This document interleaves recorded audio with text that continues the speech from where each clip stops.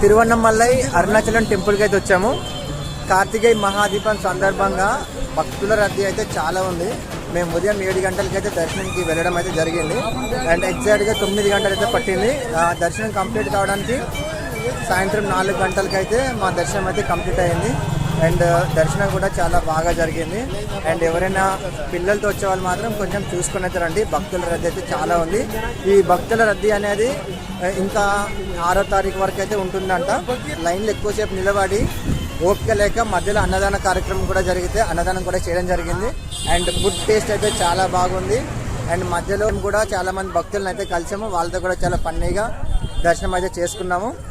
అరుణాచలంకి ఎవరైనా మొదటిసారిగా వస్తే ఈ అరుణాచలంలో 14 కిలోమీటర్లు అయితే గిరి ప్రదక్షిణ అయితే ఉంటుంది. గిరి ప్రదక్షిణలో 8 లింగాల దర్శనం అయితే చేసుకోండి. మొదటిగా ఇంద్రలింగం నుంచి స్టార్ట్ చేస్తే ఈశాన్య లింగంలో అయితే ముగుస్తుంది.